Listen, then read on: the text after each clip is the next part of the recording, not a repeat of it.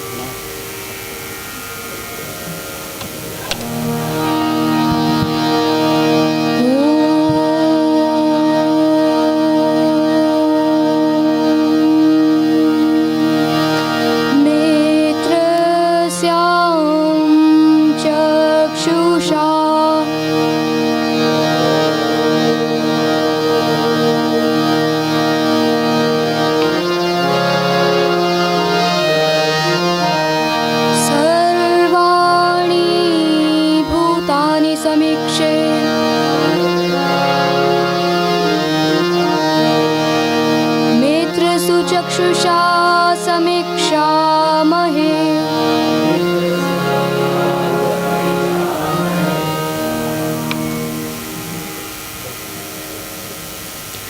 May I be able to look upon all beings with the eye of a friend. May we look upon one another with the eye of a friend. Prayer for service. Teach us, good Lord, to serve Thee as Thou deservest, to give and not to count the cost, to fight and not heed the wound, to toil and not to seek for rest, to labor and not to look for any reward save that of knowing that we do Thy will. Good morning and please sit down.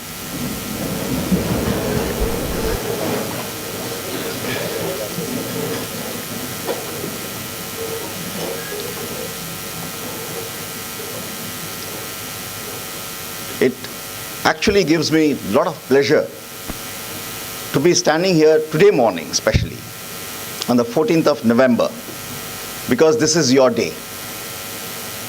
So happy Children's Day to all of you, from all of us who are still children at heart, though some in age than you. And when we celebrate this Children's Day, it goes without doubt that you are our future. Our eyes and our hearts and our complete existence right now as elders of the society looks forward to you all to grow up into the responsible citizens what we all aspire and desire. Because you will change the world. And when I use the word change, allow me to introduce my chief guest. There are legends. In every field you'll find some legends. And the chief guest who is sitting here right amidst us, Dr. Montek Singh ji Ahluwalia Sahab. I had the privilege to meet him when I was a young master in my first year at Mayo College, and he was the chief guest in that school. And his incisive questions in my own psychology department exhibitions made me jump on my feet to the questions which he had asked that time. How does the brain take decisions was the first question he had asked, and I remember that so vividly and clearly. One boy was doing Anulom Vilom, and again sir had asked that question, how does breathing accentuate responsibility and decision making? So a person who knows all, a person who has seen the world, and a person who has brought in change. Imagine as a youngster who was born in 1970 when he was a young developmental economist, sir, at the World Bank. I was born, but yet he had taken two major decisions. One was that he would come back to India, and the second was he would tie himself in a knot with the better half, Mrs. Singh, that point of time. So two decisions which I think impacted our country in a big way. He came back, and since then he has been part of an ongoing exercise in churning which has changed our country. And when I say change, you all will not even know what it was about to be staying in this country prior to the 80s and prior to the 90s. You see highways, you drive flashy cars. We had those, I have told you all, we had those Fiats and the Ambassadors, and Maruti was just introduced in 84. So, from Secunderabad to this position of a key player in the way India has evolved is our chief guest here. And on this Children's Day, I could never have dreamt of another chief guest who could have honored us in a better way. From a restrictive, economic, state-driven country to a progressive, market-driven, and opened-up economy was something next to impossible, especially in our country. Our country, you understand, is not an easy one to run, given the diversity, given the geographical diversity, the linguistic diversity, the economic disparities. It's not easy to run, especially when the politics is driving a lot of things and which allows other things to take a backseat. In that entire arena, to be able to chart out a course where from restriction to progression happened is no less than creating magic. And that's what change is all about. To that troika of people whom he has also credited, a decisive leadership was also present to implement I believe the M document is what I have read in the book, which talks about trade policies, fiscal policies, monetary policies, reforms. And there was a prime minister who was ready to go ahead. Imagine India on the brink of disaster, and from there the success story takes a zoom forward. I was a young student of 20 years in the university, and we saw something unfold before us. So I have lived this magic, and I love this magic, and I want this magic to go on, because India is the country of tomorrow. So, sir, it's an honor to have you here, sir, and it's a personal privilege as the principal of the school as well as an individual to be having you here in the fort and to be able to hear from you. The expert himself will be itself a privilege. Before I step down, there are some announcements which we all need to take care. There is a book fair at the same time going on, you all know that. So students will visit book fair as per the following arrangement. On 14th November, that is today, class 6th and 7th in the 3rd and 4th lesson, classes 7th A and 7th B in the 5th lesson, classes 12th A 2 p.m. and 2 p.m. to 2:50 p.m. and class 12th C and 12th B 3 p.m. to 4 p.m.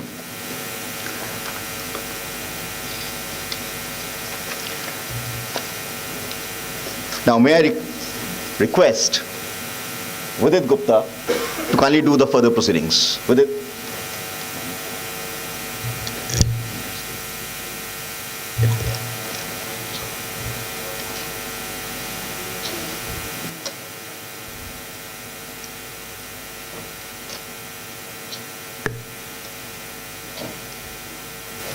Good morning to the august and distinguished gathering.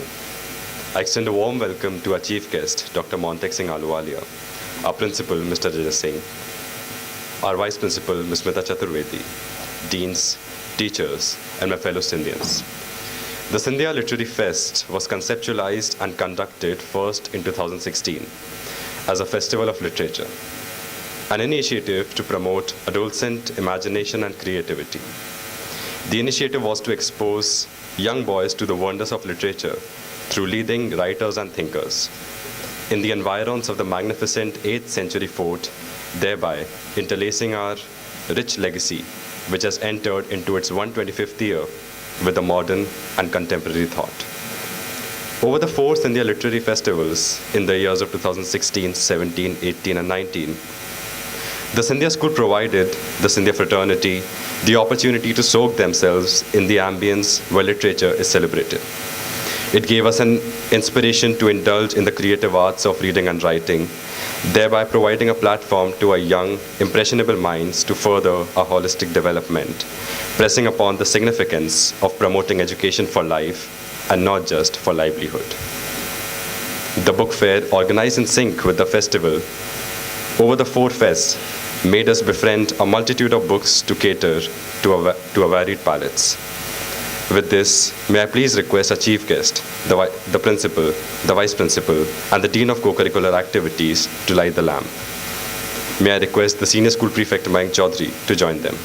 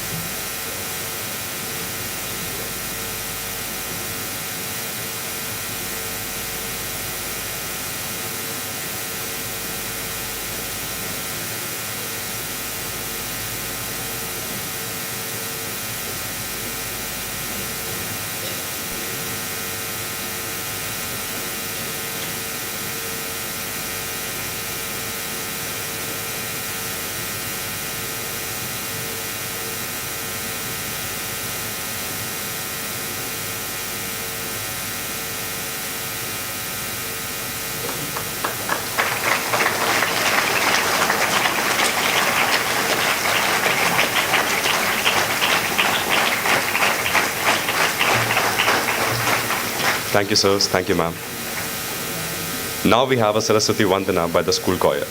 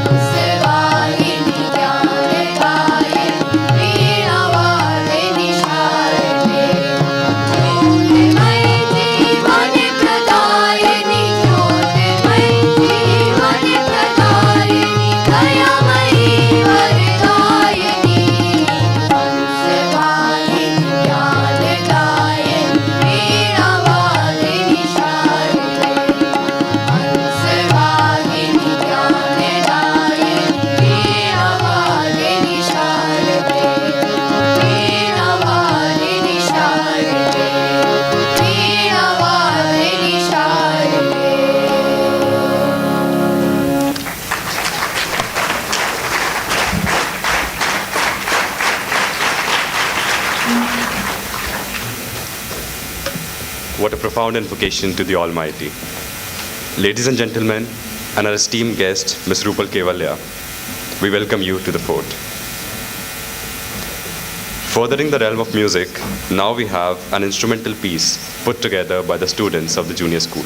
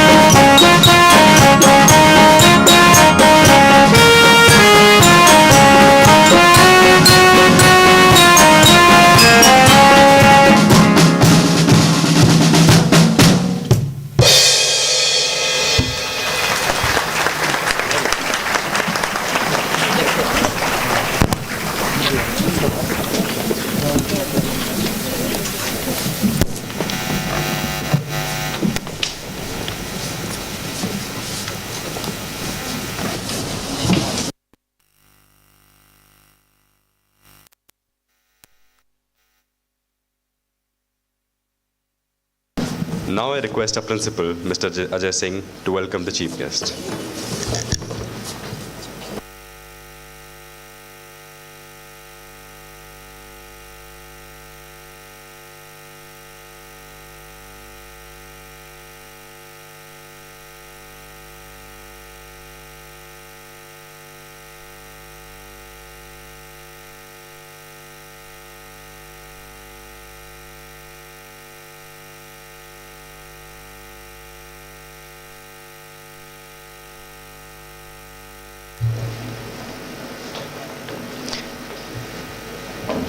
Good morning, everybody, once again.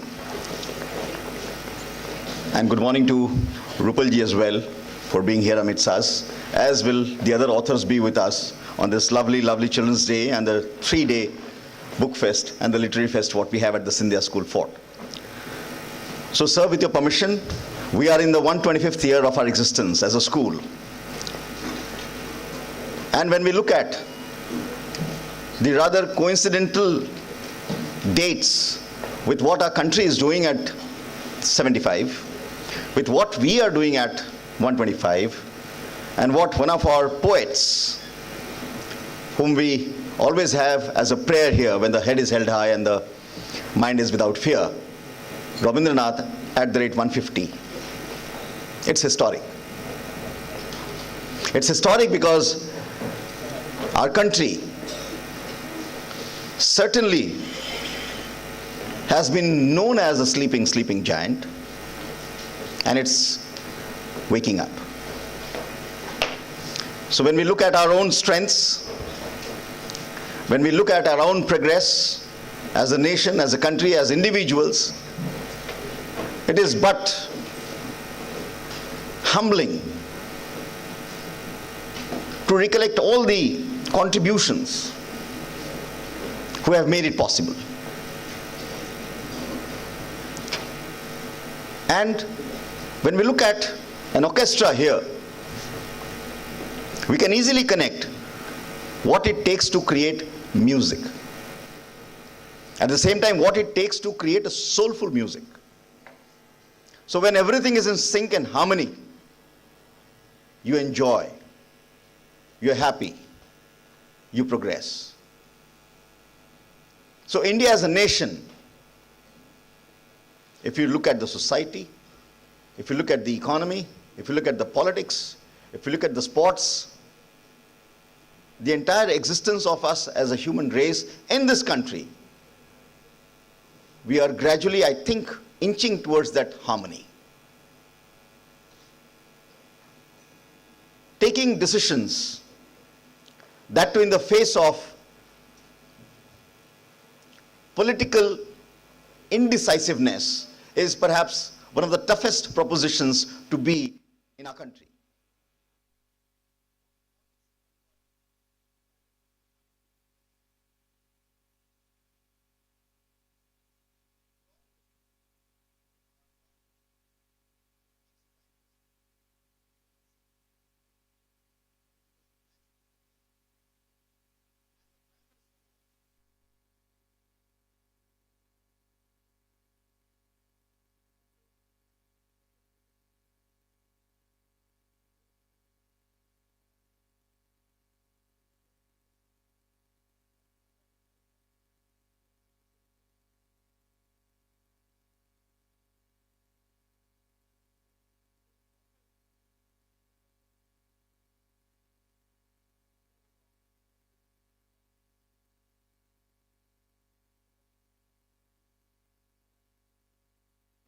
Biggest economy, I believe, sir, with the third highest GDP rate, but gradually we started going down the abyss. And the Southeast Asian nations, who were also getting free around that point of time, were picking up. And then, once people came in together, once the ideas were taken up, 1991 becomes a landmark historical year in our country, because India opened up. And when India opened up,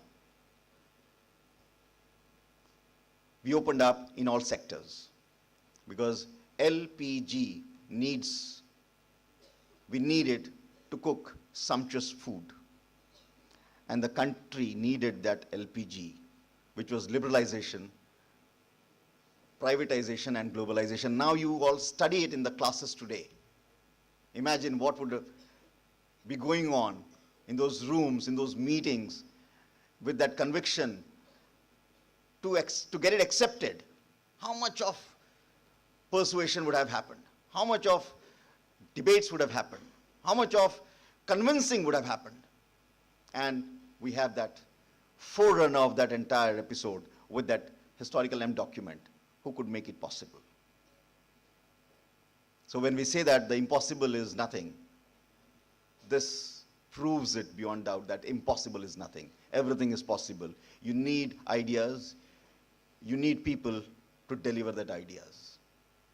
And mind you, being at the helm of affairs for 3 decades is not an easy task. Being in the economic ministry, being in the commerce ministry, and then as a finance secretary, and then also in the in the planning commission, that too with the cabinet rank, just with a mission to accomplish the true stature what India deserved. And as Sir rightly mentions in the book, we have seen certain elements of continuum in the economic policies. And that's what makes it even more special. We could achieve growth rates of 8.5%, which was magic, unimaginable. 7% consistent growth rates. And there you saw India growing. FDI we could not have thought about. It happened. FII is coming, investing in India, and the stock market now you see booming.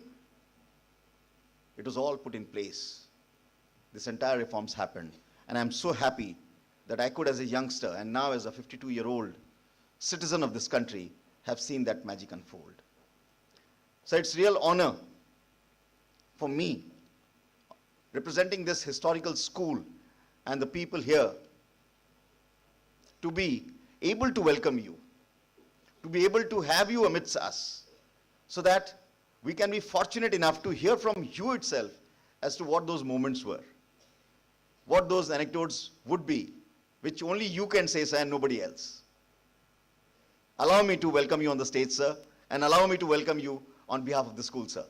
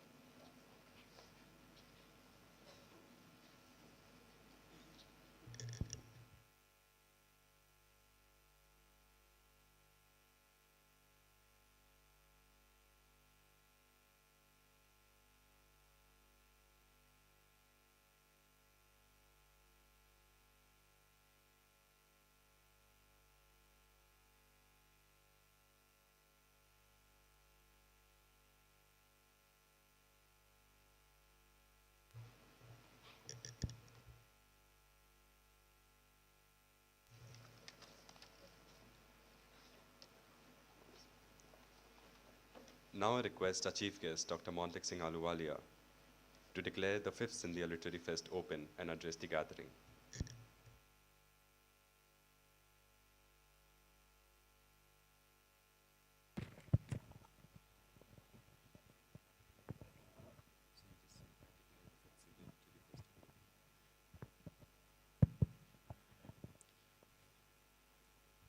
Well, before formally declaring the festival open, allow me to thank the principal for a very generous, over-generous set of remarks about me.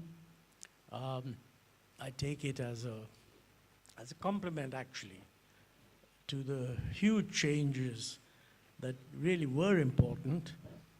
Contrary to what he said, I wasn't by any means the only person doing it, but maybe on behalf of all my colleagues, at least 6 or 7 people that I can think of, and he sort of implied that. Let me thank you, sir, and thank the school for inviting me. And with those words, I'm very happy to declare the 5th Scindia Literary Festival open.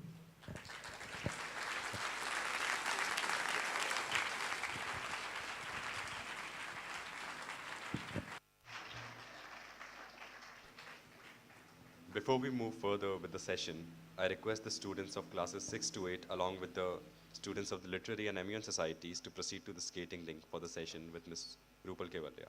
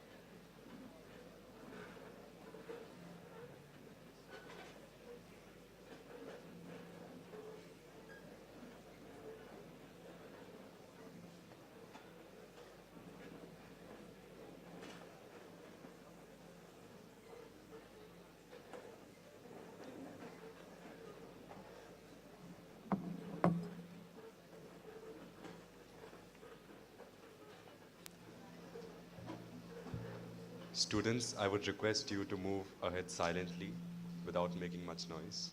Thank you.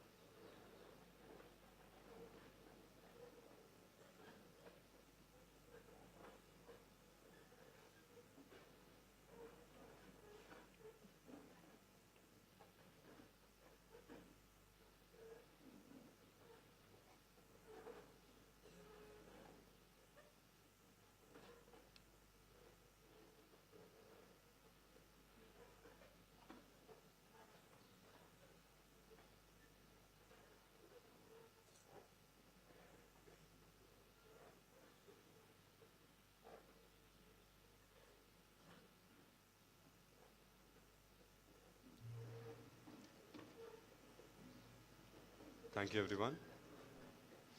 Now I request Mr. Vishesh Sahai to come up on the stage and proceed with the session.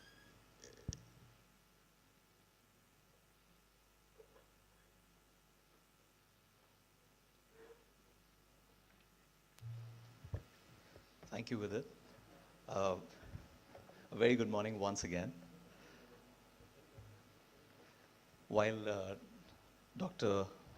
Montek Singh Ahluwalia is not in need of any introduction, and Principal Sir has also given a very, very emotional, personal account of his meeting and how he knew, heard, read of Dr. Singh, Dr. Ahluwalia. But just to give you a little interesting trivia and a little more before we plunge into the conversation. So he was born in Rawalpindi in 1943, and of course we know one more Rawalpindi Express in Shoaib Akhtar. And then his family migrated to India. He studied at St. Stephen's College, earned a Rhodes Scholarship to study philosophy, politics, and economics at the Oxford University, following which he joined the World Bank in 1968. In 1979, after having experienced the world economy, so to speak, in the US, based in the US, he came back. And for the next decade, leading up to India's second independence in 1991, and from there on, being the chief architect, one of the architects, as he rightly said, for the next 2 decades. Ladies and gentlemen, please welcome Dr. Montek Singh Ahluwalia.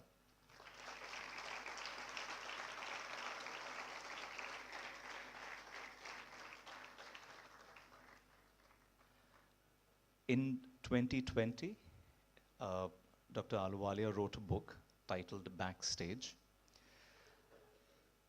So while some of us have had the privilege to read it, some of us have had the privilege to go through it cursorily, some of us have gone through and Googled it.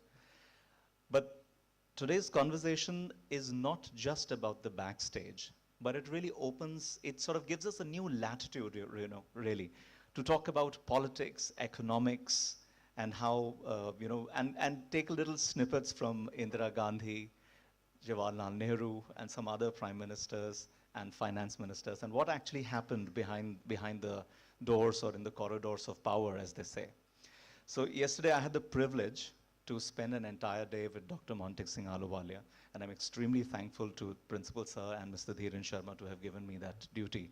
And it was an absolute honor to be with you, sir, yesterday. Thank you very much for your time. So during those few hours that I spent, I had many, many stories, he had many stories to tell, and I asked him many questions. So I'll take on those questions as well for the benefit of everybody. So, I'll kind of take a lead out of those conversations also and try and bring those conversations again alive today. So, just to set the tone, if I may request, sir, if you could give us a little an opening speech, so to speak, for what that book is all about and why did you write that book, sir?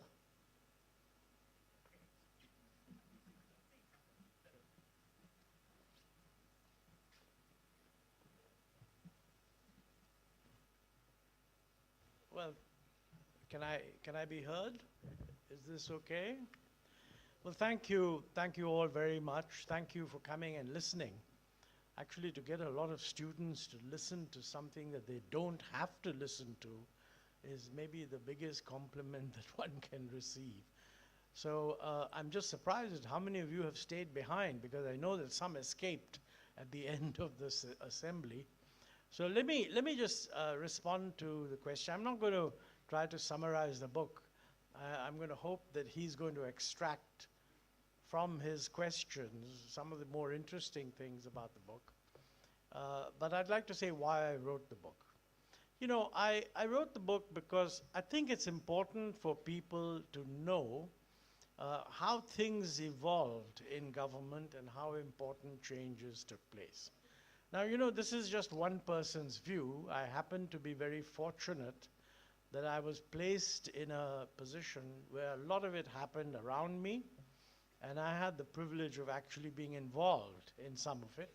But always remember that it is one person's view, and there are different views that you can have. And even when we were doing it, it's not the case that everybody agreed. There were people who thought that we were not doing the right thing, And I think the experience since then has established that we were doing the right thing, but I think experience has also established that we didn't do everything that should have been done. I mean, nothing is ever perfect. And if you think something went well, it's a good idea to work out what is it that didn't go well. Could one have done better? I think one should recognize that no matter how well you plan something, you can't get everything done. Partly because you can't anticipate what might be needed, and partly because at any given time, something is a lot more important.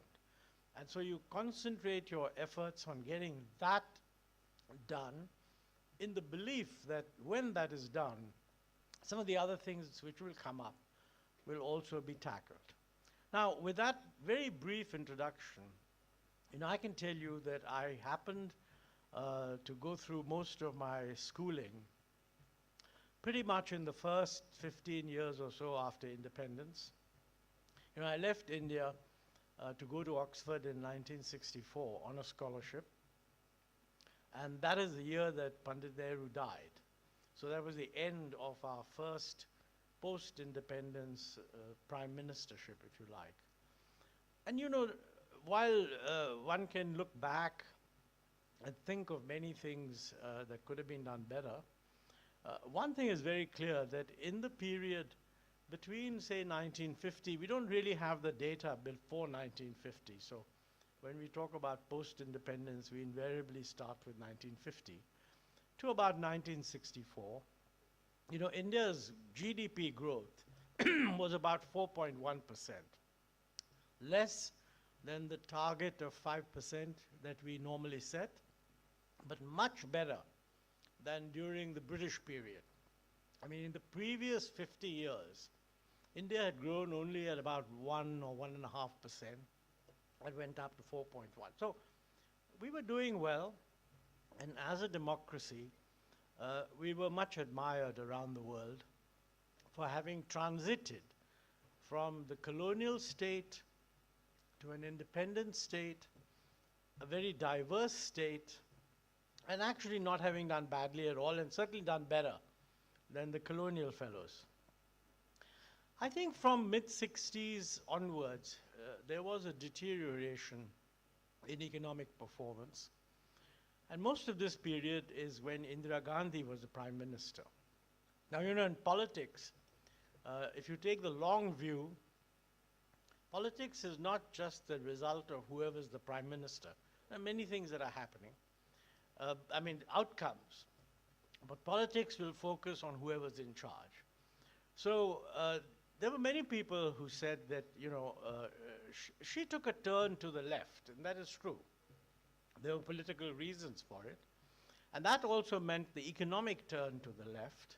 And that meant a lot more control over the private sector. And I think the people who pushed her in that direction actually believed that that would lead to an improvement in India's economic performance. Okay? It didn't. In that period, right through up to 1980, India's growth rate averaged about 3.5% or so. This is what Professor Raj Krishna, who used to, from Jaipur University, who later on came to Delhi, once described as the Hindu rate of growth. And that would be very controversial today, but in those days it didn't evoke any controversy. It was just seen as a joke. There was very low growth rate. But within the government, I think there wasn't adequate thinking on why is our growth rate not just low, but become lower than it was in the first 15 years after independence. And secondly, when other countries are doing so well, and we became, as I think the principal mentioned, other countries were doing much, much better, and we were falling behind. So that was really, in my view, a somewhat wasted period. Mrs. Gandhi came back in 1980, and I think she knew that this control business had gone too far, but she didn't do very much, just a little bit. Then, after her assassination in 1984, Rajiv Gandhi came in as prime minister. I was brought into his office shortly after he became prime minister. And you know, I was 42 then, and he was 41. And it's a great feeling to know that the Prime Minister is roughly your age. You get a sense that this is our chance, man. I mean, if we can't do it now, we'll never get it done. And he evoked, in my view, all the right images, which is that we must get India ready for the 21st century. Now remember, this is 1985. So although the 21st century is here now, in 1985 it was 15 years away. And he also made the point in Parliament that how can we compete with others if we are running and working with systems which are 20 years out of date? You know, this is the first time ever that a prime minister had said that our systems are out of date. I mean, our prime ministers have often said, we are poor, we need more education, and we will give it to you, etc. But none of them had ever said that our system is wrong. Now, it's unfortunate that Rajiv was not actually able to change the system. But he got the diagnosis right. And as a matter of fact, at the end of it, many things went on that during his government, you always come in a big way, then disillusionment sets in. But somebody asked him at the very end, and I mentioned this in my book, that why do you think, after having raised so many hopes, you didn't actually deliver on many of them? And you know, he was honest enough to say, I think lack of experience. Because the truth is, he had become prime minister within 2 years or so after joining politics. And running this country is a complicated thing. If you don't have experience in it, I mean, either in the central government or the state government, you're not going to be very aware of what needs to be done. And he acknowledged, and he said that, you know, I'm sure that if we get another chance, we'll do a better job. So there was a sense that we're acknowledging that, look, we need make basic changes. And as it happened in 91, we ran into a crisis. I won't go into that in detail. 91 is before most of you were born. But the important thing is that there was a crisis. As the principal said, Mr. Narasimha Rao came in. I think Narasimha Rao had a clear idea that if you want to get out of this crisis, you've got to do something different. I don't think he knew exactly what different, but he knew that you had to do something different. So he brings in Manmohan Singh as the finance minister, saying, you're the economist, you tell me what needs to be done, and I'll give you political cover. It was a tough job for Narasimha Rao because he was running a coalition government. But anyway, we got the right things laid down, and even then, I think we took a long time. You know, I believe that the directions we took were correct. But you know, what got done in the next 30 years, up to let's say 19, 20 or 21, should have been done in the first 15 years. I'm not a believer in what they call big bang reform, that you do everything together. I mean, you have to go gradually. But I think we went too slow. So if you had to ask me, what do you think you did wrong? You meaning not me personally, but us together. I wish we had gone faster. Life would have been better for you guys if we had gone faster, because we had been that much further ahead. And I just want to close on one point, which should make you all very enthusiastic about the future. And that is that, look, when I left school, roughly at where you are now, the economy was not doing all that well. The growth rate was quite low. Per capita income growth rate was about 1.5% or so. And you know, at that rate, it takes about 30 years or so, or more, for per capita income to double.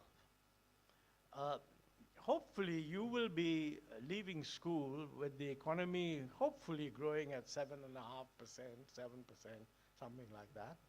And population growth rate down to about 1%. With 7% growth in GDP and 1% growth in population, what it means is that per capita GDP per person, will be growing about 6% per year, which means that actually, you know, you'll get a doubling of per capita income in something like 10 years or maybe 11 years. So in that sense, what was going to take 40 years for when I left school is going to take 10 years after you get out of school, which what it means is that change for this generation is going to be a lot faster than it was for us. And I hope that you will prepare yourself for that change. Use your school life to pick up not just the technical skills, but the life skills that are needed to deal with a rapidly changing economy. But I can tell you it'll be a lot of fun. Because, you know, when you don't change per capita income, nothing happens. I mean, a poor country doubles its income, doubles its population, its per capita income remains the same, nothing changes. The structure remains exactly the same, just bigger. But when an economy doubles because per capita income doubles, everything changes.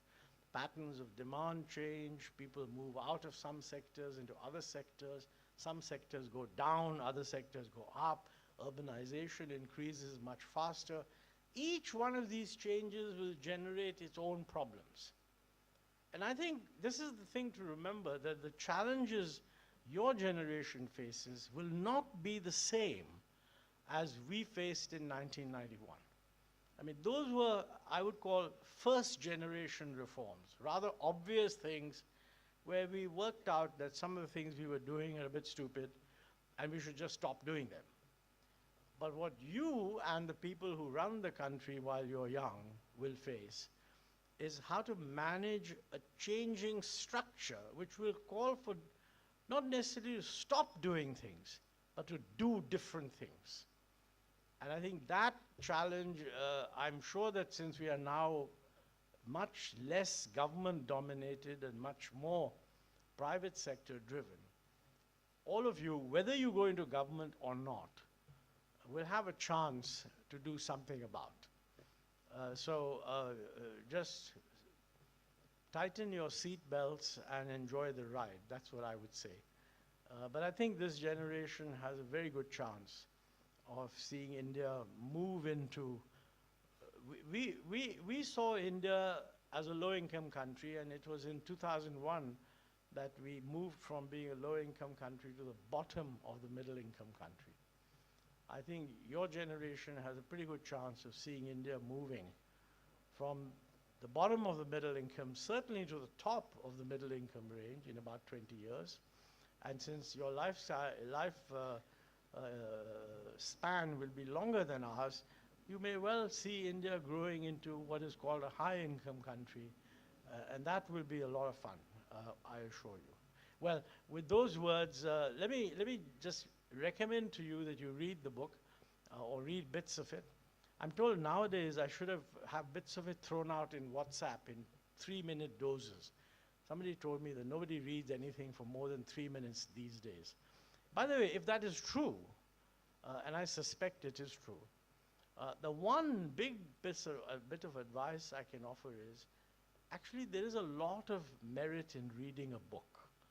And I mean, don't get yourself a degree from the University of WhatsApp. If you can pull yourself down to reading a book, it will be a good thing for you. Not necessarily my book, any book, but I think reading is perhaps one of the most, it's an endangered activity nowadays. Because the competition, it's very easy to put out 10 WhatsApps and say, if you read these, you don't have to read backstage. But I feel that you won't get the full flavor of what I'm trying to convey if that were to happen. So, read books. Thank you.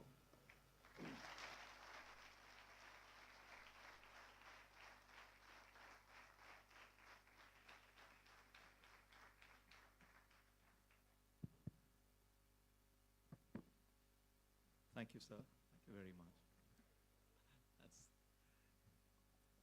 It's a pleasure to hear you, sir. So, an advice for reading books from a Rhodes Scholar. I think that adds a lot of value to the success that is possible when you read lots of books.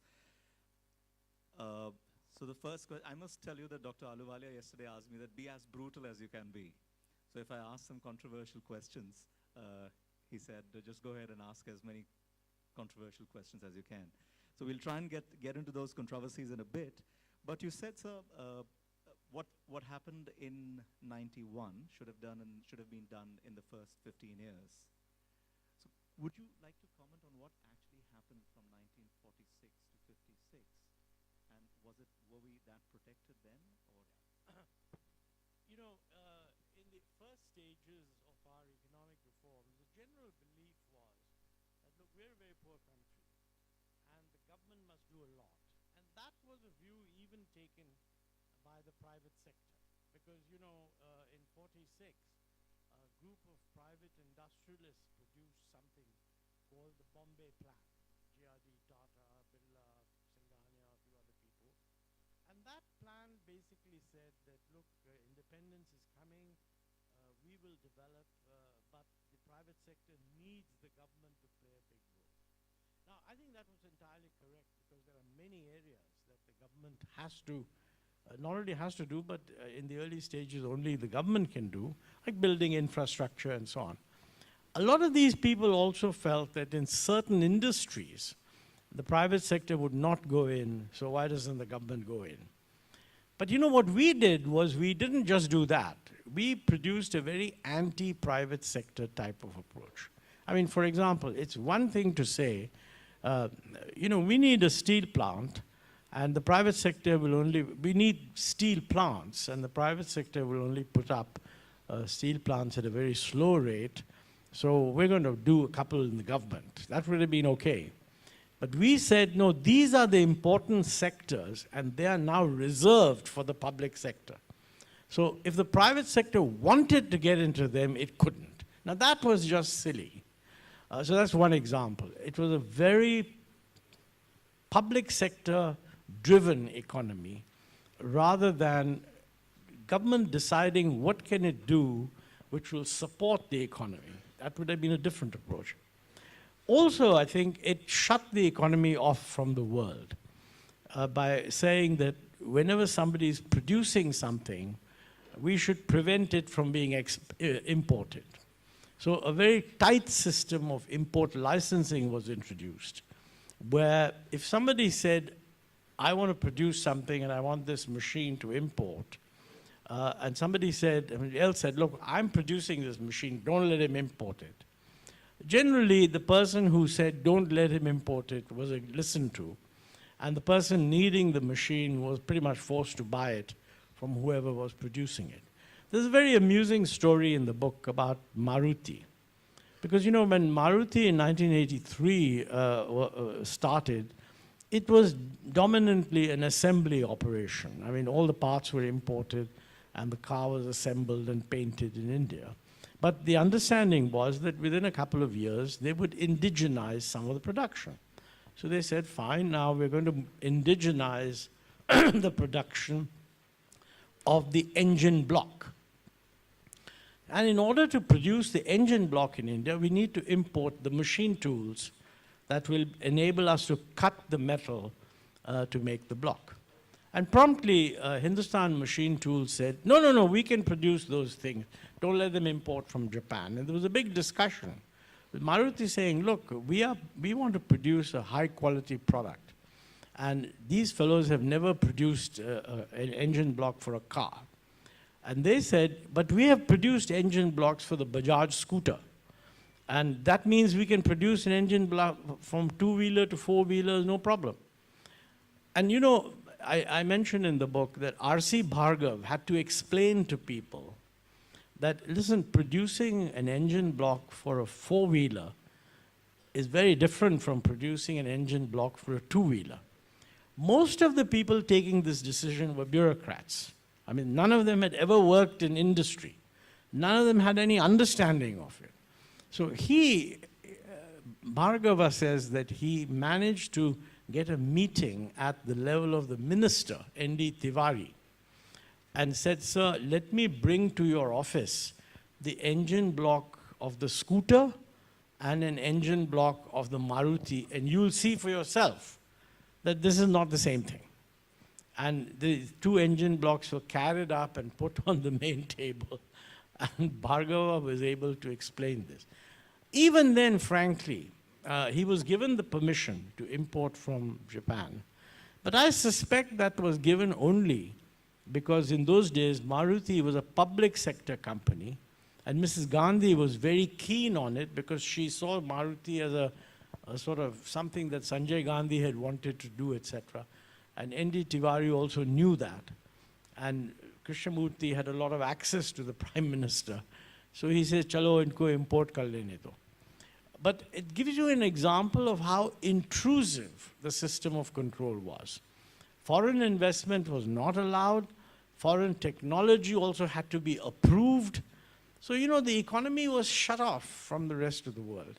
And this was the period when globalization was at its peak. East Asia, earlier Japan, Korea, then Hong Kong, Singapore, Malaysia, Indonesia, these countries were benefiting from being much more open than we were. And I think that lead up to a highly controlled economy took place between whatever, the early 50s, but really in the 1970s. You know, I have to tell you that the early years, the notion that the government must do some planning was not a completely unheard of thing. Even Paul Samuelson's book, Economics, which was a classic textbook for economics, maybe it's still being used. But you know, in the 1960s, he said that if the Soviet Union keeps growing at the rate it's growing, it'll overtake the United States in 1980. And 10 years later, he revised that because the Soviet Union wasn't doing that well. He said, well, it'll overtake it by 2010. So even in America, the belief that a planned economy is somehow capable of doing better didn't disappear until the end of the 1970s. So what we were doing in the 50s is not all that out of line with what was going on in the rest of the world. But there's no excuse for us not having changed when global opinion had changed. We should not have just remained stuck in the groove. And I think we did remain stuck in the groove for too long. By the way, he said, I prefer you all to be brutal. You know, sometimes I may say things which either don't make any sense to you or raise some obvious questions. And it's a standard practice in international meetings that if somebody has a question that can't wait, they raise both hands. So if you want to interrupt, raise both your arms and I will recognize you. Okay? So Chinese economy, if you look at it from this perspective, it's not a democracy. It's fair. It was very centrally planned. What would you say that, you know, led to the Chinese economic growth in the last 40 years? You know, it's quite different from American economy. That's really an excellent question. And I mean, I'm saying this in order to get time to give you a good answer. But let's just get some of the facts right. The Chinese economy began to introduce reforms sometime around 1978. You know, Mao Zedong really ran the economy to the ground. It was a mess. Mao died in 78 or something like that, but before that, Deng Xiaoping, who was the more liberal of the Chinese communists, who knew that this way of doing things is wrong, was brought in. And from 78 onwards, Deng started to liberalize the economy. So a lot of the Chinese growth, the miracle growth, really took place from the 80s onwards. Before that, they were doing okay, but not. I think the real difference between China and us is that before 1980, they did a terrific job in educating their people. I mean, they brought the level of education much higher than in India. So they had a literate labor force, which we didn't. They also did a very good job in health, which classically is something the government should do. So on that, I think the Chinese communists did well. On the economy, they didn't do well. I mean, look, the Chinese had a famine in the 1960s where 30 million people died. But because they don't have any press, nobody knows about it, okay? I think what Deng Xiaoping did is he realized that if you want to run a system, people need freedom. You can't, somebody says, I can produce this efficiently, let him try. And if it doesn't succeed, the market will knock him out. So really from 1980 right up to 2010, under Deng Xiaoping and his successors, what they ran was a system which gave a lot of economic freedom, but no political freedom. Even Deng believed that the Communist Party should remain in control. Now, you know, the Americans always get things wrong, but the Americans came to the ridiculous conclusion that now these fellows are liberalizing, they'll also become democratic. No Chinese communist leader ever said that, okay? The Americans just assumed that, look, it's the obvious thing. I mean, you know, every other country is moving in this direction, they're liberalizing, they'll become democratic. But you know, under Xi Jinping, who's the present head and has now got another 5 years and probably will get another 5 later, he's the first person to have explicitly backed off from economic freedom. Many of the hugely successful Chinese companies, which were more or less freely allowed to do what they liked, began to get held back on the grounds that this fellow is becoming too big for his own boots. This is not good for the economy. We should do it this way rather than the other way. And I think they want to drive the system to achieve technological dominance over the United States.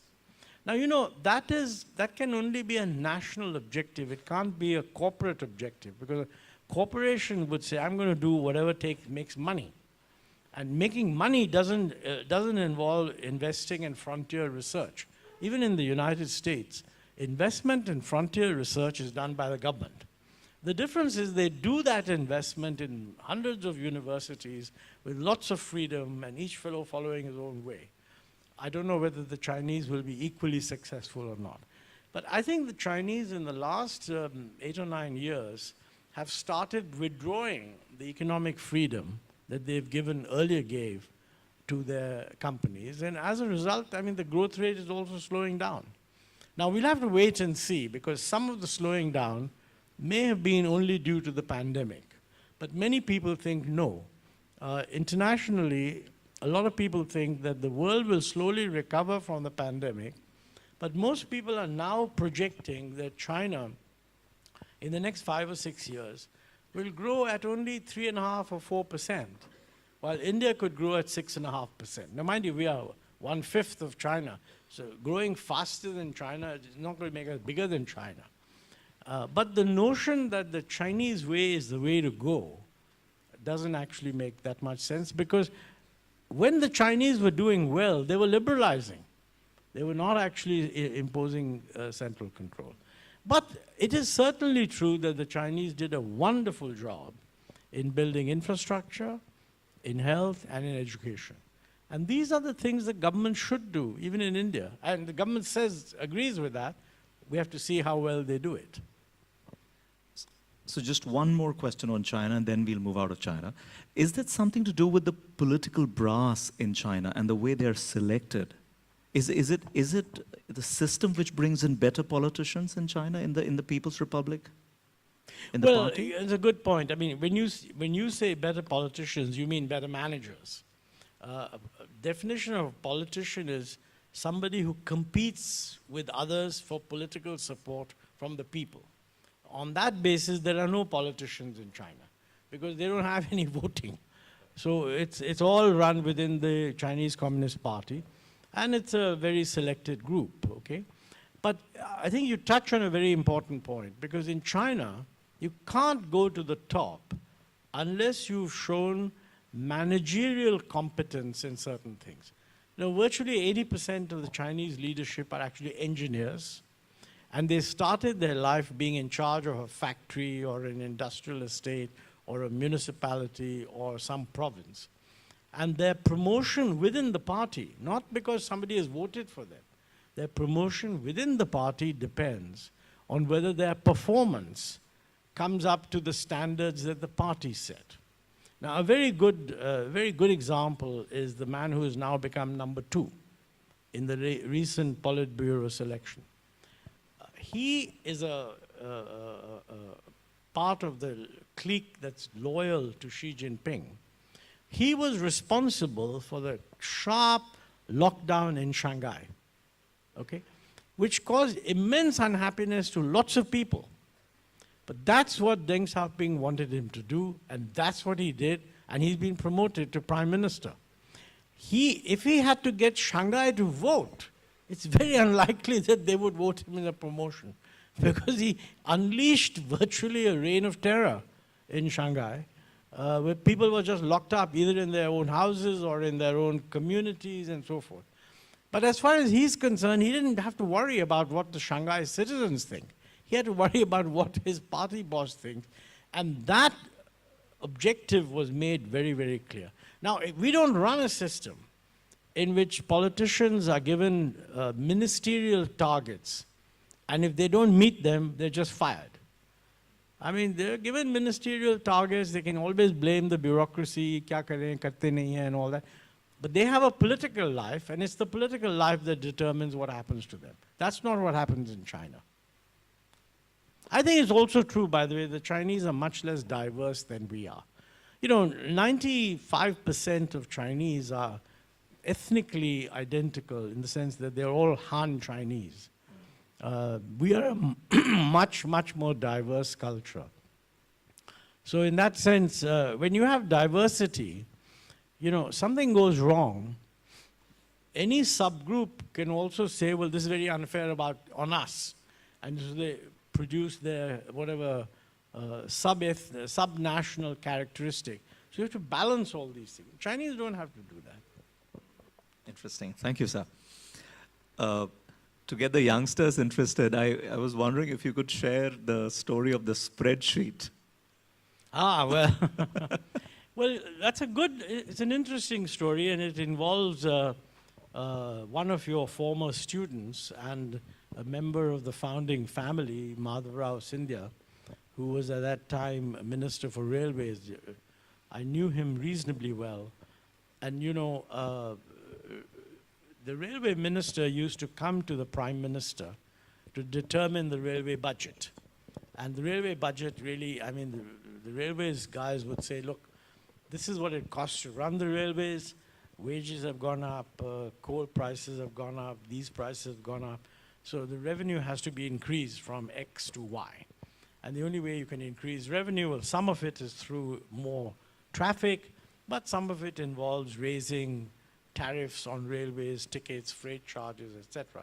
Now, how to raise those freight charges is a big issue, because you can always decide to raise one more than the other and so on. And Madhavrao Scindia had brought 2 or 3 options to get the approval of Rajiv Gandhi. This is 1986.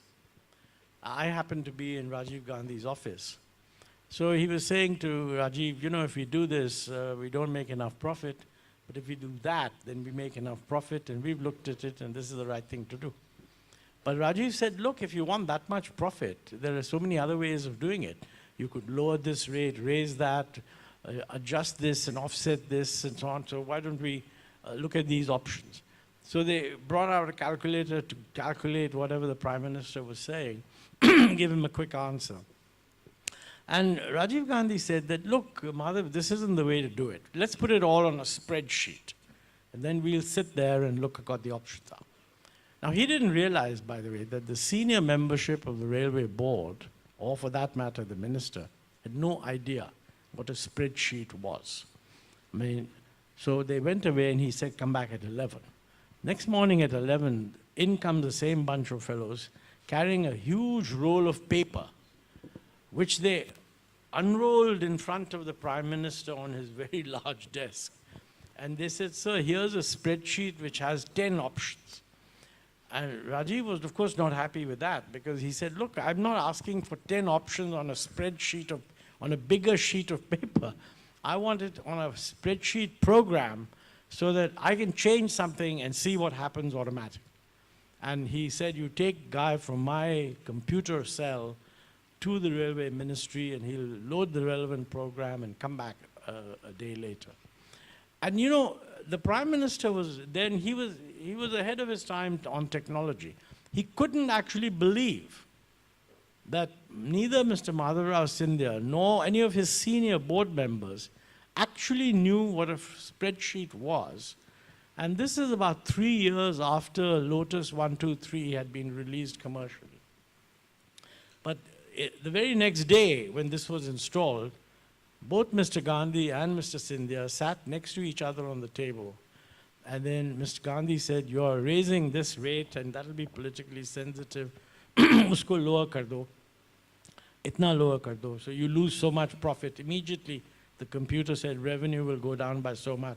So he said, "Okay, we have to raise that revenue. So why don't we raise it in the higher income fares so people don't mind?" So, they tried out 20, 30 options. Within 20 minutes, came to a conclusion and said, fine. So that's one example of how senior levels are really not aware of modern technology. I see that in my life every day because my cell phone is an iPhone and my grandson, who's 12 years old, is constantly telling me how I can use it more intelligently than I'm doing. So, I think when you guys get out into the world, you will be far ahead of any of the people that you're working for. And by the way, this has a very, very important structural consequence. When technology doesn't change, experience becomes very important. I mean, a young fellow comes in and somebody else has been doing it for 20 years and the technology is the same. You better listen to the 20-year-old guy because the 20-year-old guy will have all sorts of experiences which you don't have.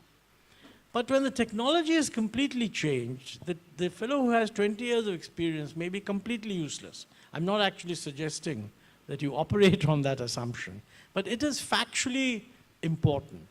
And that is how, for example, in corporations, promotions will not depend on seniority, whereas traditionally they used to. I mean, if you're running a company and you have a manager who's 50 years old and some young kid comes in at 30, you would be wrong to conclude that the manager's judgment is necessarily correct. Maybe the 30-year-old actually knows a lot, which the manager doesn't. Now, how to run a company, or for that matter, a government, that can benefit from this is a big challenge. And, the biggest problem is in government, because in government, promotions are virtually almost entirely based on seniority. And yet you're living in a world where technology has made the senior people, the special advantage of the senior people, which is experience, much less relevant than it used to be. Thank you, sir. Another very interesting conversation that we had yesterday about, when there was a lot of resistance from 3 very important advisors to Mrs. Gandhi regarding import of wheat. And remember, why did it say that, and how pragmatic Mrs. Gandhi was? Would you please share that? I think that's an interesting case, because I did say that during Mrs. Gandhi's time, the economy didn't do well because she lurched massively to the left. But there are 2 things she did which were outstanding, both of which depend on her having taken the right decision. One, of course, is the Bangladesh war. Everybody knows that. The other is, in fact, the increase in wheat production in the late 1960s, what's called the Green Revolution. I mean, the thing had already begun, but it was during her time that C. Subramaniam, who was the agriculture minister and a great believer that the new technology of wheat would actually produce much higher yields than the traditional technology was doing. And he wanted this was wheat produced by the Rockefeller Foundation in Mexico, in an international wheat research institute funded by the Rockefellers. And the institute was based in Mexico. So he wanted to import some thousand tons or whatever it is of this new wheat seed. And that would have cost $10,000 or some such thing, okay? And he said to Mrs. Gandhi that, look, we are dependent in those days on American shipments of wheat. And the Americans were very unhappy with our non-support of the Americans during the Vietnam War. And Lyndon Johnson, who wanted to put pressure on the Indian government, actually passed an order that before any wheat shipment goes to India, the departure of each ship must be approved by the US president himself. So he could delay a shipment, giving a signal that, look, don't take us for granted. In fact, in those days, this was called a ship-to-mouth existence. That's a very famous phrase of those days. And Mrs. Gandhi was determined to break this dependence on import. So she said, look, we've got to increase production. And her minister was telling her that this was a way of doing it. But you know, three very important people objected very strongly. One, I regret to say, was the Planning Commission. I wasn't there, but the Planning Commission said there's no need to bring in all this new stuff. We already have a program to increase wheat production, and that's going quite well. It wasn't, but that's what they said. So you had the whole Planning Commission saying no. You had the Finance Ministry saying no, saying we can't release $10,000 because that's foreign exchange, and foreign exchange is scarce, and why should we use it to import wheat? We don't agree. And of course, the left in those days was very important politically, and the left was totally opposed to it because this was research funded by the Americans. So they said, no, we can't, you shouldn't be doing this. Ms. Gandhi was faced with opposition from the left, opposition from the Planning Commission, opposition from the Finance Minister, and she overruled all of them. And that's what I call taking a prime ministerial decision after full consultation. She heard everybody and said, no, we're going to bring it in. And that led to a fantastic growth in wheat production, starting in Punjab, going down to Haryana, then to Western UP, and so on. So it's a good example of how policies get made. And that's very important in government, that options must be considered. Thank you, sir. The public sector wasn't doing well in the 60s and the 70s and the 80s. And the growth rate was falling. And we had very prominent economists like Professor Bhagwati, Professor Srinivasan, Amartya Sen, who later was awarded the Nobel. Why did they never come back and offer their services to the government? If you could have a comment, if you have a comment on that. And why did people, bureaucrats and academics, never questioned that for more than 35 years to the government? I think it's a good question, and in my book, I do say that when I was growing up, we were never actually taught that there are disputes in economic policy. We were taught the line. I mean, for example, we were not taught that when the first plan, or the second plan actually, when it was put out, they had a bunch of economists whom they called. And B.R. Shenoy, who was a liberal economist from Bombay, wrote a minute of dissent saying this whole control orientation and putting restriction on the private sector is wrong. And we are unduly killing the market. We were not taught that he had this view. There are many other examples where, I mean, for example, it's interesting that Mrs. Gandhi, when she devalued the rupee in 1967, actually consulted Jagdish Bhagwati and K.N. Raj.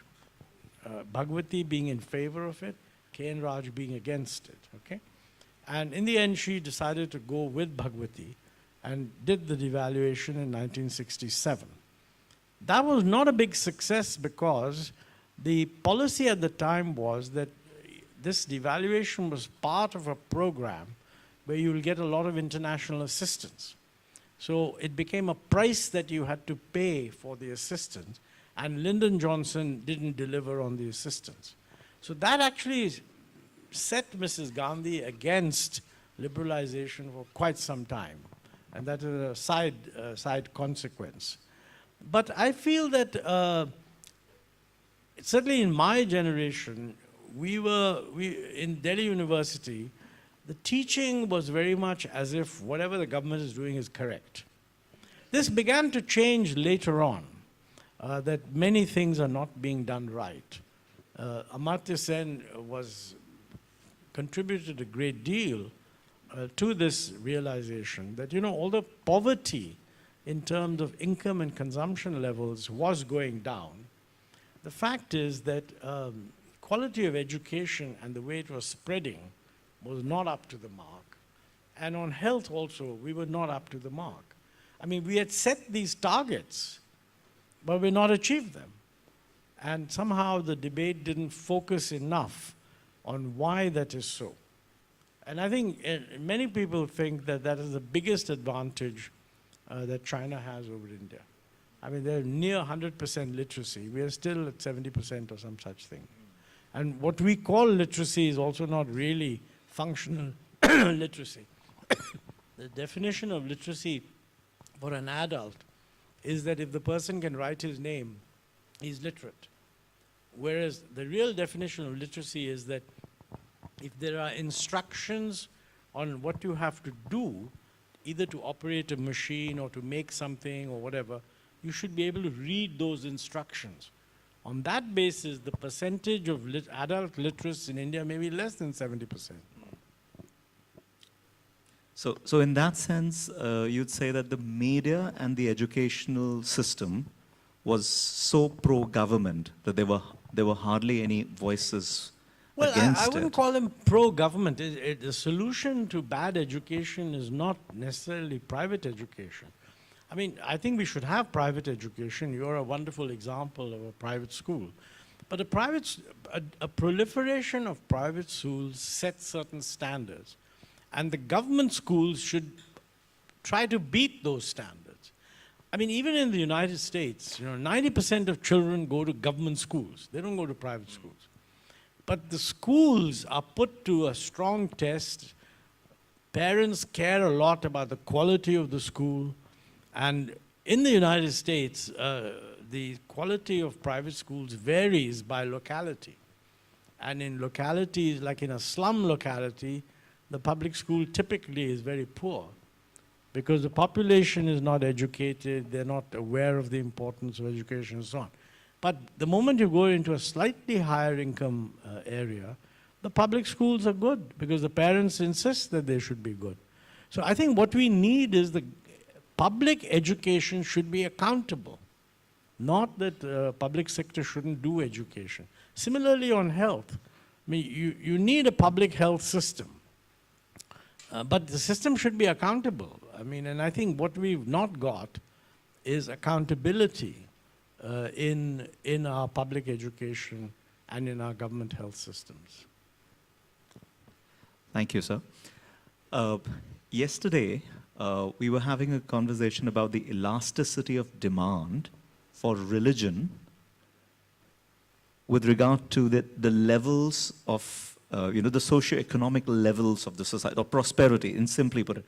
Would you like to share that? Because that was a very interesting insight yesterday, how poor people and the middle class and the rich class relate to religion, in your opinion. Well, I think the argument there is, religion's very important in India, in the sense that we're not yet a society where people have allowed religion to fade out. Whatever the religion may be, religion is important.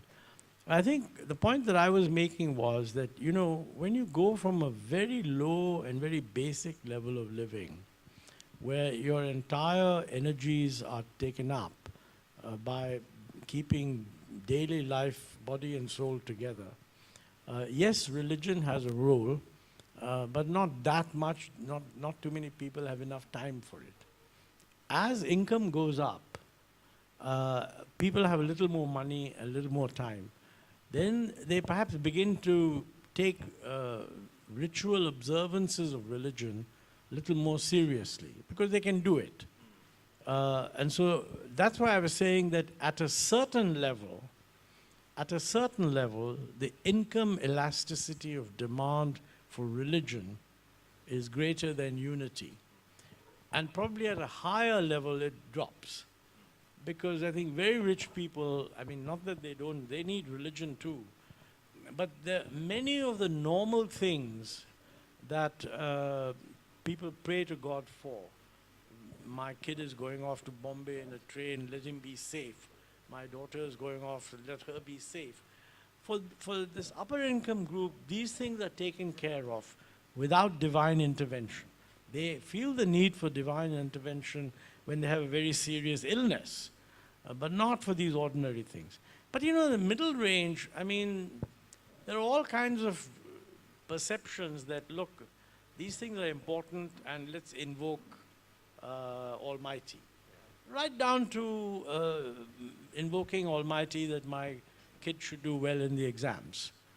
I don't know if you've seen this wonderful film, Bend It Like Beckham.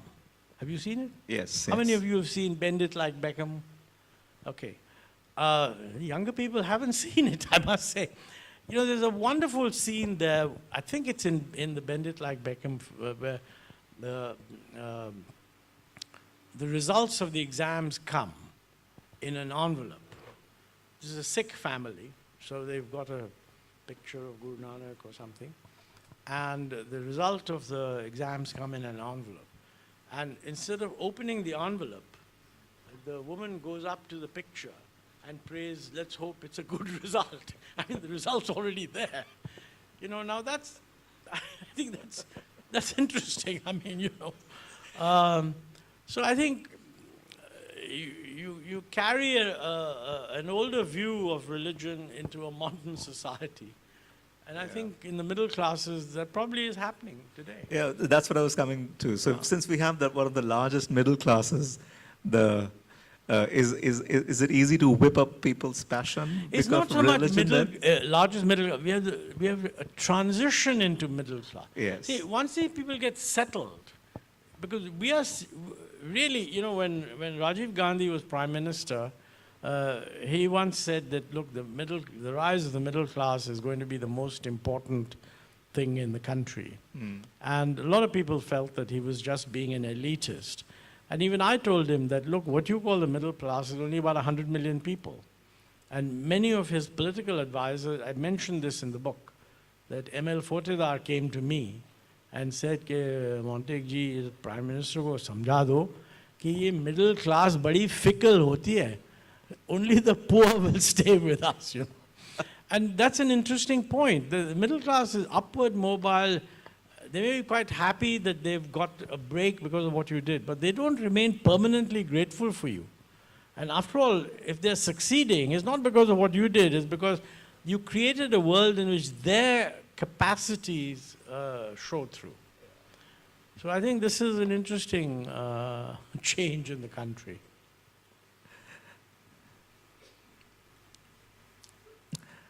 Okay. Yeah, you have a question? Yes, I was just coming to that. Yeah. Can we have the mic there, please? Come nearer, One mic, then you yeah. can, I'll be able to hear you.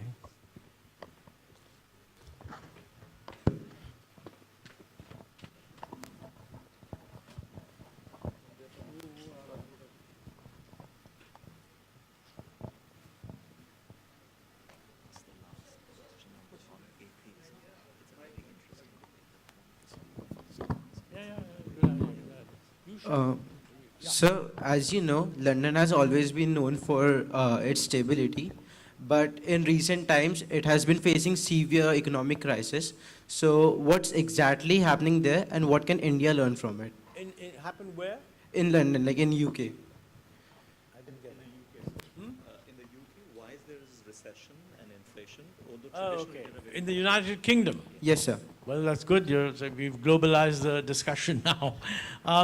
No, I think, look, a conventional view would be, not just the UK, but many of the Western countries, they're being subjected to some external shocks and also some consequences. Now, they were subjected to the pandemic, okay? And in order to counter the pandemic, they basically handed out a lot of money to people. I mean, they said that, look, the disruption in production means that your income has gone down, so we're going to give you sort of practically free money. That led to a big expansion in the fiscal deficit, a big expansion in demand. And, you know, at the same time, supplies have got choked off. I mean, if there's a big expansion in demand, but the supply is also available, then all you get is that you have an expansion in demand, you import a lot of stuff, the balance of payments may deteriorate. But if there's a supply choke, then, and that supply choke has been made worse by the Ukraine war, with the gas prices shooting up, etc. You get, on the one hand, you get a high fiscal deficit. On the other hand, you have a supply shock, which actually leads you to try to compress that through monetary policy. And that will actually lead to a reduction in production, because the monetary squeeze, I mean the high interest rates, etc., lead to less economic activity, so you get a recession. And I think what many people think is that they delayed responding to the inflation. They should have responded earlier, but they kept thinking that, oh, it'll come down, it's temporary. Well, it wasn't temporary. In the case of the UK, of course, the Prime Minister before the present one, Liz Truss, she came to the conclusion that the way to stimulate the economy is to give a lot of tax concessions, which widened the fiscal deficit even more. And most people in the markets felt that was an irresponsible action, and as a result, money began to get out of the United Kingdom, and the dollar, the pound, got seriously devalued. So they were caught in a first-rate crisis, and that's really what's happened. Same thing in the United States. You know, inflation was picking up, but they delayed acting because they didn't want to constrain the economy. And this is a classic problem, that you are tempted to delay action because every action will lead to some negative consequences. If you delay action, the problem builds up, and then when you act, you probably have to overact, which reflects itself in a temporary recession. So both the US and the UK experiencing the same problem for that reason. Thank you, sir. Please. Sir. I have a question, sir, which I have been reading of late and really not coming to a conclusion, is the question of the politics of economy and the economy of politics in the terms of the discussion on freebies, which actually has also, in a way, reached the court for, is it right way to move forward? So as a country which is now on the cusp of being a developmental kind of an economy to moving to the higher trillion bracket, is it a wiser thing to be offering freebies en masse, or how does it impact us in terms of both economy and politics? Well, a very, very important question, and a question that your students should reflect on, because as we are heading to some elections now, but most important in 2024, we are going to have a general election. So what will be the approach to freebies? Now, part of the problem is that if you're in opposition, most opposition chaps happily promise everything because they don't actually expect to get elected, but they feel that it'll tempt people. You know, if you are being really serious on the freebie issue, see, what is a freebie? Every budget contains a certain amount which is given to, let's say, people who deserve support, okay? And whatever is already there is taken for granted. And then politicians say, now, what is the next freebie that I can announce? Now, the sensible thing is that whenever you see a political program, you should ask, responsible citizens should realize that they're the ones who are going to pay for the freebie. The freebie looks as if it's free to the person who's getting the benefit. But the question you have to ask is, who's going to pay for this benefit, okay? Now, there are two ways in which you can add freebies. One is that you increase the fiscal deficit, and you don't care about it. And then, obviously, whoever suffers from the higher fiscal deficit is the one who pays for the freebie. The other is that you cut some other freebie. So you don't increase the fiscal deficit, but you give this freebie and you cancel some other freebie. Now, problem is that most politicians do not, when they announce a freebie, they never make it plain that is this in substitution of some other freebie, or is it going to be accommodated within the same fiscal deficit?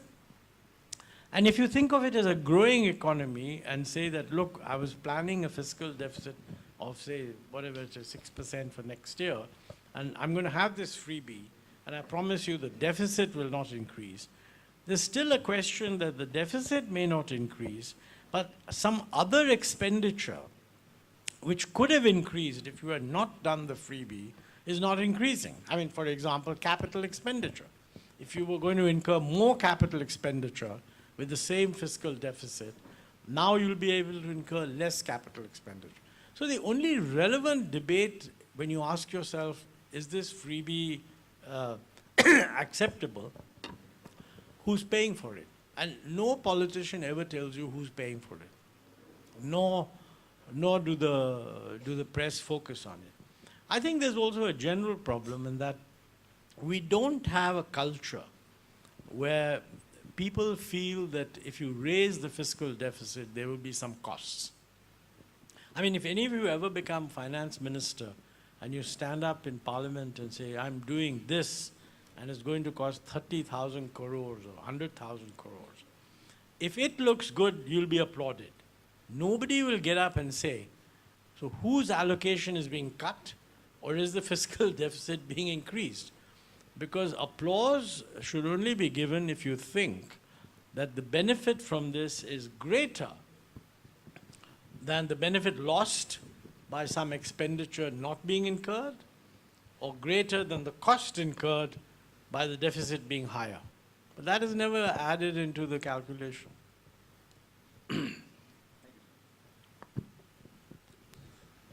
Yes, Mushtaq sir, please. Good morning, sir. Good morning.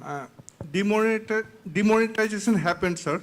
What impact it's all in Indian economy, sir? What is your opinion, sir? Demonetization. Demonetization? Yes. Long time ago. My view, countries at different times demonetize for different reasons, okay? And this was not the first demonetization in India either. My view is it was not very helpful, it was not well planned, it led to a lot of disruption. But it probably didn't lead to any permanent damage to the economy except for the disruption during, I mean, when I say disruption, if you demonetize the notes and there's a shortage of cash, and you brought your tomatoes to the mandi, and you're trying to sell them, and nobody has the cash to buy, then probably you either got a lousy price or you didn't get them sold. So that is a disruption. Equally, I mean, for example, foreign tourists stuck somewhere who weren't able to get notes because notes weren't available. I mean, that's a huge discomfort. I mean, think about it. So I think it was discomfort. I believe if they really believed that demonetization would be good, it should have been much better planned. And that was not done. Yes, Mr. Somarajan, and then I'll come back to the students, sure. Why don't the ones in the back come here? Come and stand here, then you won't be forgotten. Yeah. In anticipation. Yeah, come forward. Yeah, Aditya and, yeah, come on. Yeah. Good morning, sir. My name is Somarajan, and teacher in humanities department. I'm from Kerala. I specifically say I'm from Kerala because, you know, the state predominantly with the left wing. And since the Vishal sir did not ask any brutal question, I'm asking, okay. So there was a time you were highly criticized in Kerala. And there was a Malayalam slogan, even I was also shouting in that slogan, that Manmohan and Montek should be thrown in Arabian Sea. Okay. So now, maybe the poetic justice of time, I could say that the left government is implementing your policies. That's right. The question is, in 2011, when you were at the helm of Planning Commission, there was a controversial statement that in urban area, if a person is able to spend 32 rupees per day for consumption, and in rural area, if it is 26, they cannot be considered as poor. If it is less than 32 and 26, they are poor. So I remember a Malayalam newspaper, they wrote that Benjamin Disraeli's one comment that there are 3 lies lies, damn lies, and statistics. So you were playing that the last one. So the question is, after 10 years, do you think it was really right, or you were telling a lie in the language of statistics?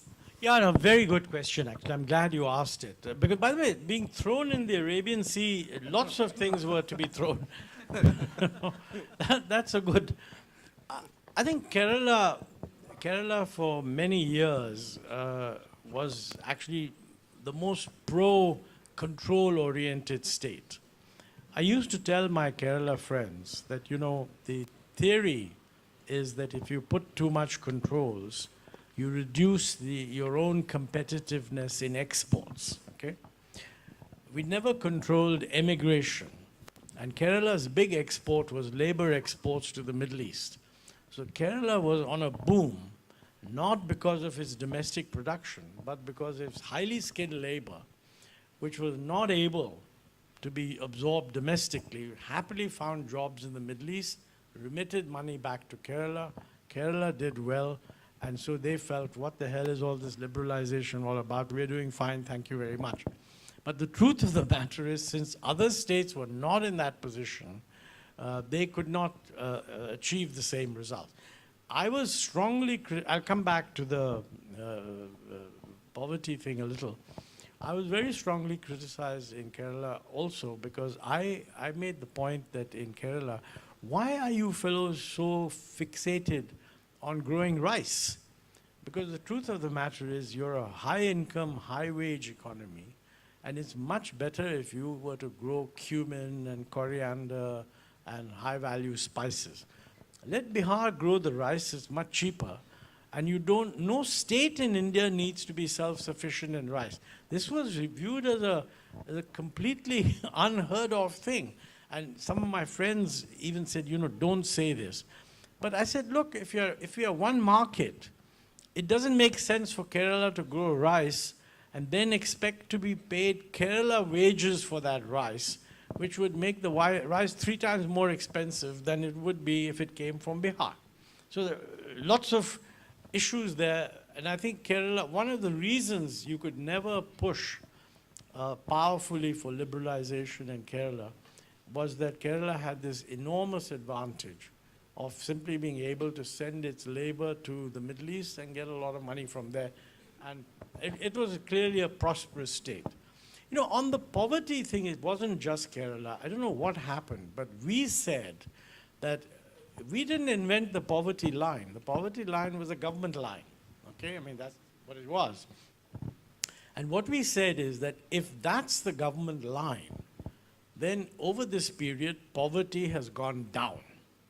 Now, you know, many states objected to that. And the reason was that in those days, the feeling was that food subsidy would be given only to those deemed to be poor. Actually, it was given to a certain number of the population. It was up to the government to define what that number would be. But there was a poverty line, and all that we said was that, look, the economy has boomed, and during this period, the percentage of poverty has come down. People anticipated that these fellows are just saying this in order to deny subsidized food to the poor, and we should object to the line being, to the assertion that poverty is going down. Now, I made the point many times that I'm not holding a brief for the line itself. I mean, you could raise the line to, instead of 32 rupees, if you wanted 40 rupees. But what would happen is that if you use the 40 rupee line, then 10 years ago, the poverty would be a little higher, and today the poverty would be lower. The decline in poverty is not affected by the line at all, but we were completely ineffective in making this point at that time. I think I go one step further. Do I think that we should be giving cheap food, which we are doing now, to 2/3 of the population? You know, I seriously believe we should not. I mean, I think this is seriously distorting the agricultural economy. I'm not against, by the way, giving a subsidy to 2/3 of the population. We would be much better off, in my view, and this is a controversial statement. I was not able to persuade anyone in the UPA. And when I said this, they said, shh, keep quiet, this is too embarrassing. But the fact is that if you believe that 2/3 of the Indian population deserve support, give them a cash grant. I also said that, you don't have to abolish the procurement system. Continue the procurement because the farmers like the idea of getting procurement, but price the wheat at roughly reasonable price. Give the guy an income subsidy. The huge advantage of that is that you may find that people don't want to buy wheat and rice, they want to buy vegetables and eggs. Because 2/3 of India, if somebody said to me, do you think the bottom 20, today by that same line, only about 15% of the country is thought to be poor. But I'm not saying that we should not do anything for the bottom whatever. You can make it the bottom 50%. In fact, when the National Food Security Act was passed, I had said within the UPA that, look, the National Advisory Council was saying 75% of the population should be covered.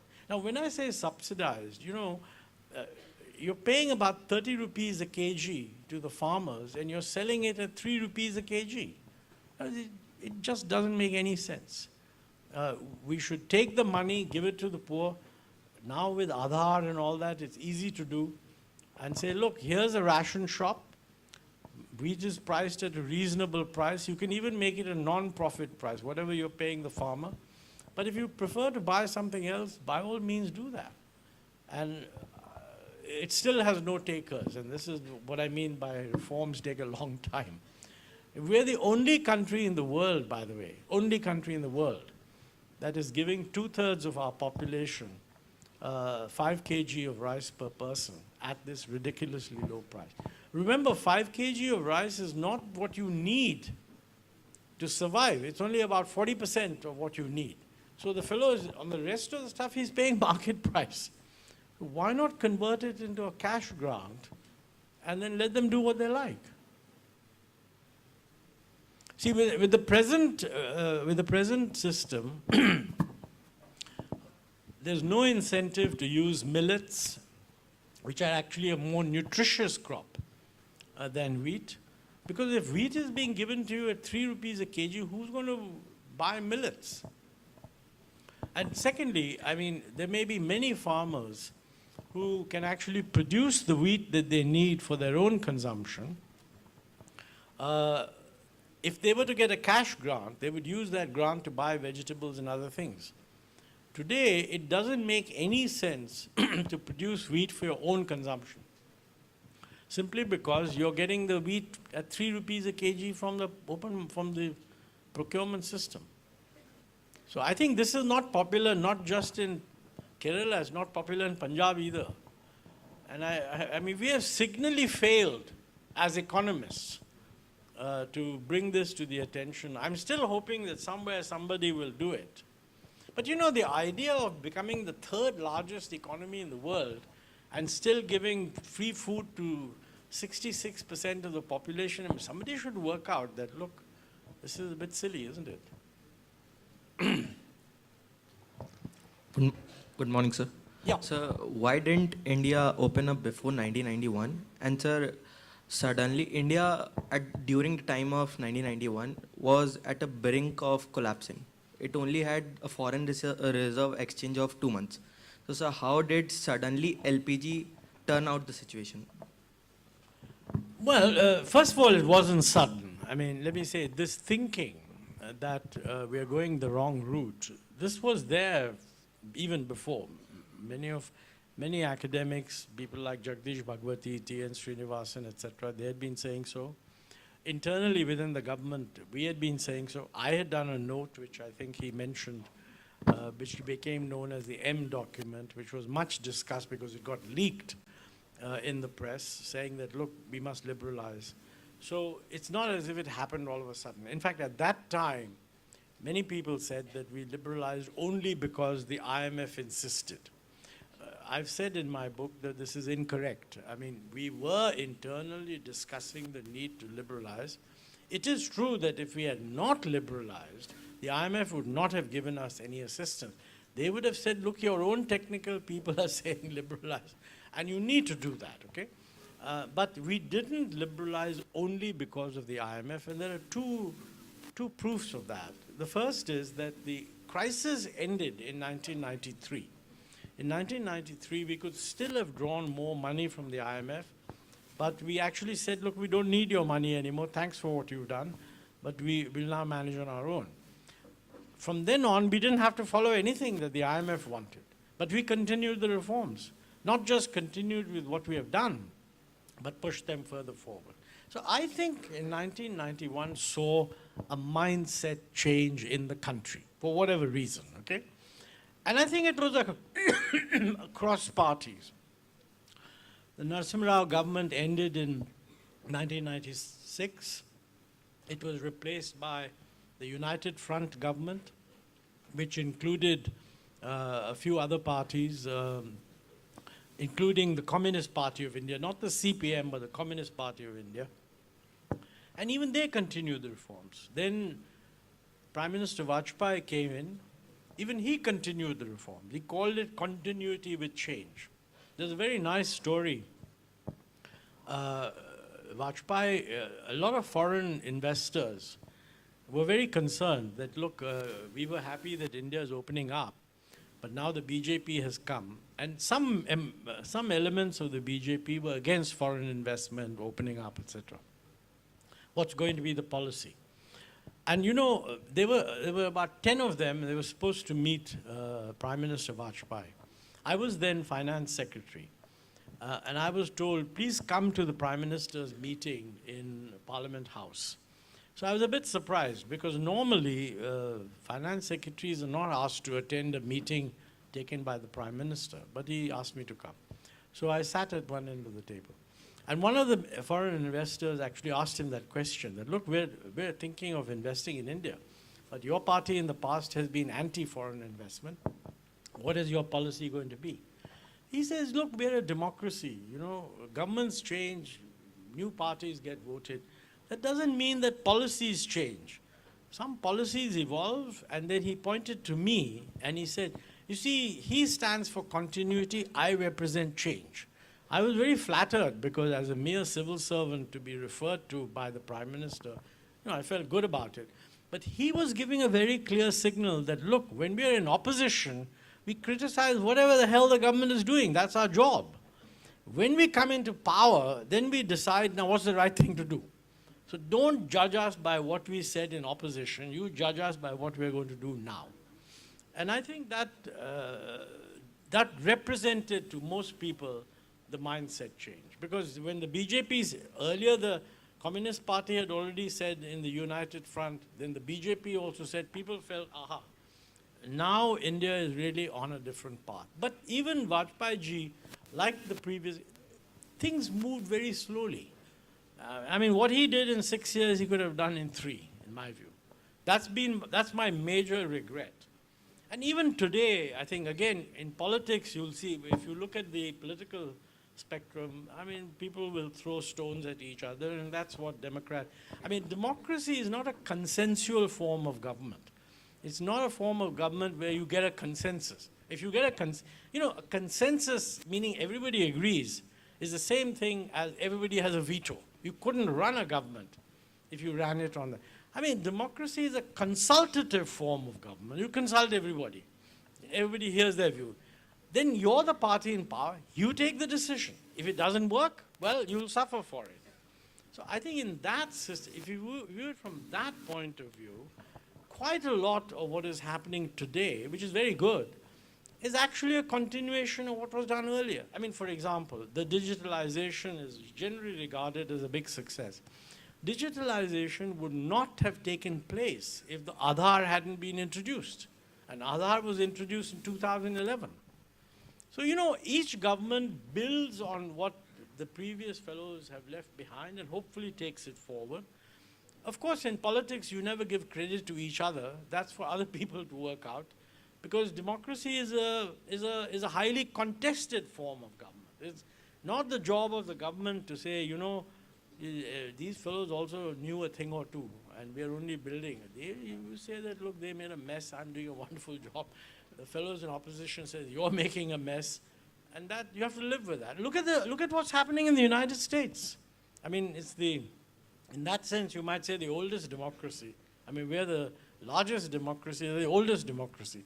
Look at what's going on there between the Republicans and the Democrats. So I think one needs to, it's very important both for the younger generation and for investors, whether domestic or foreign, to believe that there is a consensus on how to move forward. Because if you believe that every 5 years everything is going to be turned around, it will become very exhausting. Okay. Right. We have time for 2 more questions, 1 and 2. Yeah. So good morning, sir, and all the dignitaries present over here.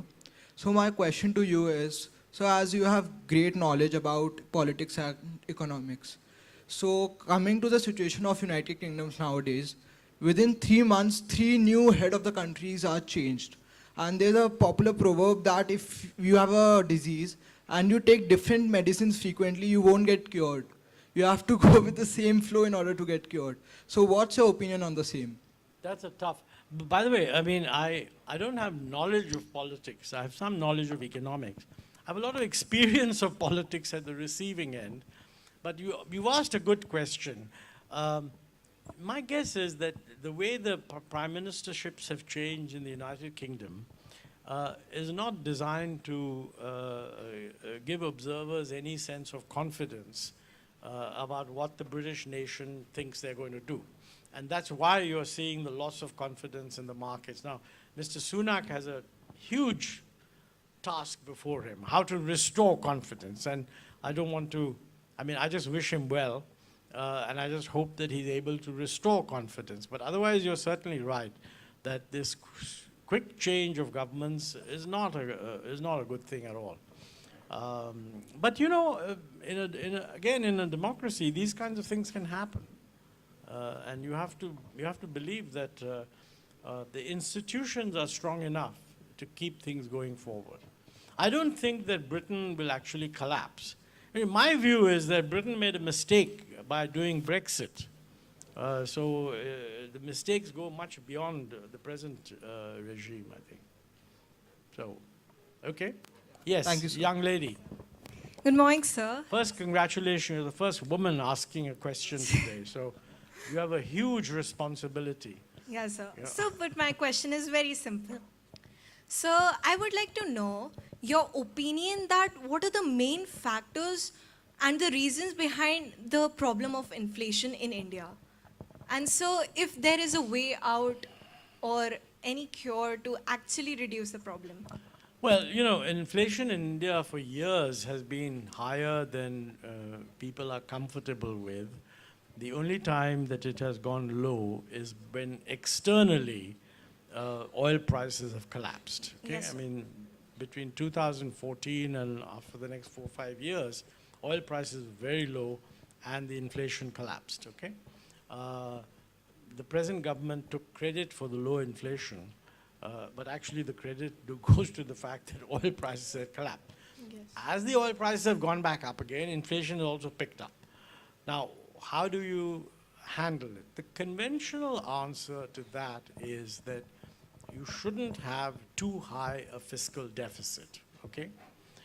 Because a very high fiscal deficit is injecting excess demand into the system. I mean, the government is spending more money than it's raising, and some borrowing it can do. But if it does a lot of borrowing, then that borrowing squeezes out the private sector. They don't have enough money coming in their direction. That in turn squeezes production. So the productive capacity of the economy is less than the total demand being thrust upon it. And the short answer, therefore, is please put your fiscal deficit in order. Now, just to give you an idea, the relevant concept of fiscal deficit here is not the central government's deficit alone. It's the center and the states together, okay? For India, that is something like 10% of GDP, okay? Most developing countries are less than half that level. So if you were forced to ask the question, what is the single most important thing we have to do? in order to control the fiscal deficit, it is in fact, and to control inflation, is to bring the fiscal deficit under control. And a lot of these freebies, for example, they're being paid for by inflation. I mean, you give a freebie free, you raise the fiscal deficit, inflation goes up, and everybody's paying for it. But people don't realize that. And therefore, there's no discipline that, look here. I mean, take this free electricity business, for example, which has now become wider and wider. You want to give electricity free to households. You have only two options. Either the distribution company is going to go bust, or you're going to allow the distribution company to be funded by the government, which means your fiscal deficit is going to go up, or the distribution company will be allowed to raise tariffs for industry and commerce, which will reduce competitive efficiency, which will reduce the growth rate. So, you know, each one of these measures has a cost, and the political process does not internalize that cost. Thank you, sir. Okay? Yes, sir. All right. Sorry, I think we ran out of time. Yeah, thank you. Thank you for your interest, but I'm really sorry. I think we can't take any more questions. That brings us to the end of this conversation. Thank you very much, Dr. Ahluwalia, for your time, for answering all our questions. We are absolutely humbled, we are delighted, we are inspired, and thank you very much. That's all I can say. Thank you for your time, sir. Thank you.